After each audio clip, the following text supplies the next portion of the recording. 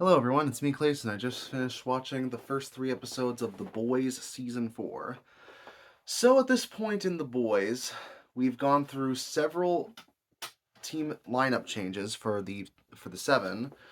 We've seen that Butcher only has 6 months left to live, and we see that Ryan, Butcher's boy, who is also Homelander's son, is looking to become a member of the Seven after his dad has been trying to mold Ryan into basically a mini him. But Ryan's having second thoughts about that, especially after he ends up killing one of the actors who is supposed to be part of his first rescue. He completes the rescue but ends up killing the actor in the process. On top of that, Victoria Newman is looking to get to the White House, and she's looking to do away with Robert Singer as soon as she gets into the Oval Office. Uh, Huey is dealing with his father, who's currently in the hospital. Starlight's continuing her fight against Homelander, as the Homelander and Starlight supporters are fighting each other like people at a U.S. election. Frenchie is trying to help Kimiko deal with a child trafficking ring, the same one, the Shining Light one that she was found in season one.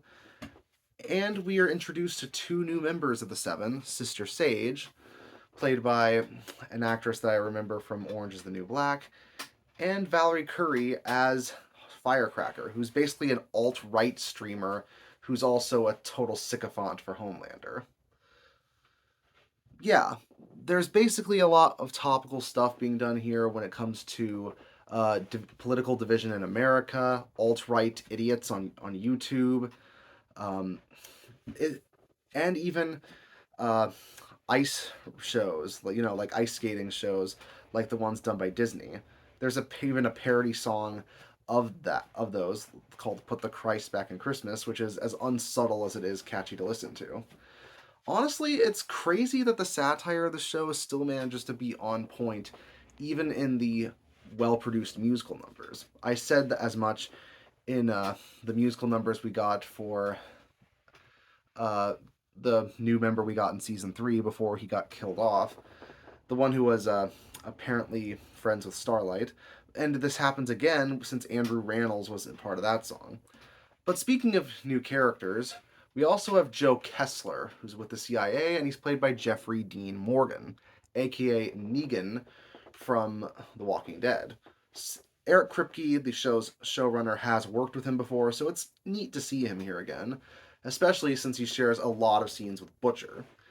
And yes, Butcher is still the highlight of the series, even with a ton of personalities here who all have great performances here. In a show full of amazing performances, Carl Urban and Anthony Starr still manage to steal the show, especially since both characters are going through a difficult point in their lives.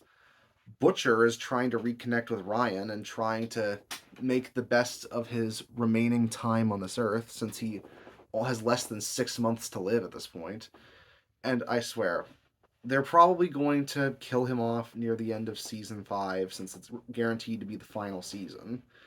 But I'm interested in seeing how they handle him in these last few months of the show's timeline. And also, Anthony Starr still manages to have interesting scenes even when he's only playing off of himself. It kind of one of the final scenes of the third episode kind of reminded me of the scene in Puss in Boots: The Last Wish where Puss has to talk to all of his past lives, where he has to basically debate in himself whether he should go back to where he all started and how he has to apparently transcend his humanity to unlock his full potential.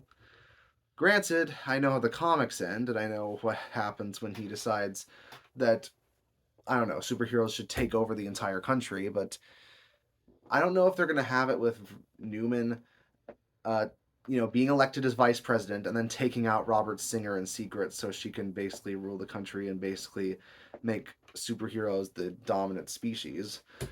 Or if Homelander is just going to go nuts and take over the White House himself with a bunch of other caped guys. Especially considering that there's the virus from Gen V to keep in mind. That's another thing this season opener does. It makes the spin-off actually mean something, since the virus that can kill superheroes is still very much a factor here. I'm not sure how they'll work that in, either in this season or the next one.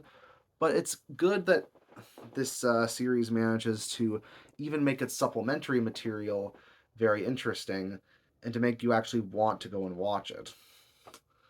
So, overall, it's a pretty good start for the season. The action's great, the social commentary is great, and all the performers, both new and old, are doing well so far. So, I'm interested in seeing how the rest of the season shakes up. See you next time.